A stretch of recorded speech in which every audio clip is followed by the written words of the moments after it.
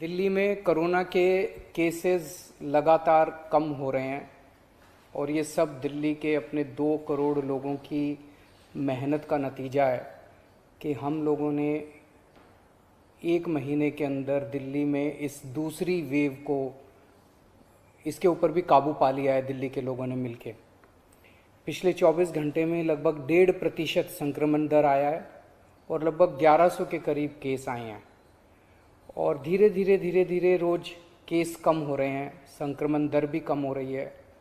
अस्पतालों के अंदर अब बेड मिलने में किसी तरह की कोई दिक्कत नहीं है। आईसीयू बेड भी काफ़ी खाली हो गए हैं, ऑक्सीजन बेड्स भी काफ़ी खाली हो गए हैं। जितने हम लोगों ने ये केंद्र खोले थे, कोविड सेंटर खोले थे, उसमें भी अब बेड काफ़ी अवेलेबल हैं। तो ये समय है अब धीरे धीरे अनलॉकिंग करने का। कहीं ऐसा ना हो कि लोग कोरोना से तो बच जाएं लेकिन भूखमरी से लोग मर जाएं।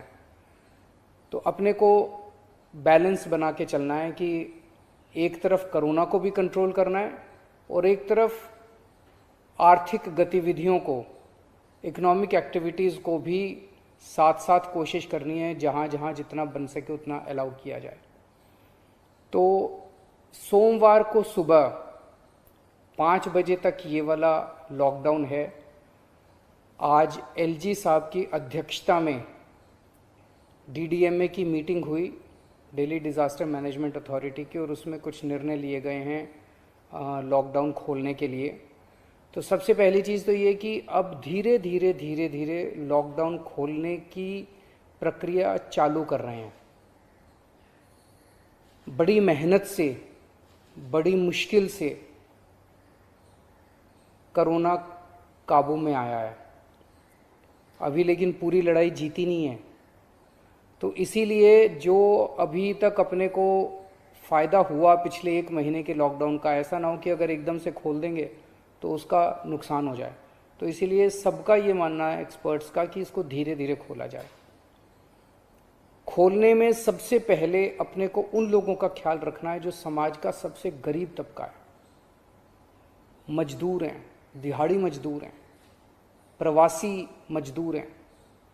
अपने दिल्ली में उत्तर प्रदेश से, बिहार से, आसपास के और राज्यों से दिल्ली आते हैं आजीविका कमाने के लिए, दिहाड़ी के ऊपर काम करते हैं और बहुत ही मुश्किल परिस्थितियों के अंदर जीते हैं। ऐसे मजदूर सबसे ज़्यादा अपने को कंस्ट्रक्शन एक्टिविटीज़ में और फैक्ट्रियों में काम करने वाले मिलते हैं। तो आज इन 2 चीज़ों को, मीटिंग में ये तय किया गया कि इन 2 गतिविधियों को सोमवार को सुबह से खोला जाएगा। जब 5 बजे ये वाला लॉकडाउन ख़त्म होगा तो अगले 1 हफ्ते के लिए इन 2 गतिविधियों को खोला जा रहा है, कंस्ट्रक्शन एक्टिविटीज़ को और फैक्ट्रीज़ को। इन 2 गतिविधियों को खोला जा रहा है। इस पे जो भी थोड़ी बहुत डिटेल्स हैं वो अभी जब ऑर्डर आएगा उसमें पता चल जाएगा कि क्या क्या एहतियात वहाँ पे बरतनी है।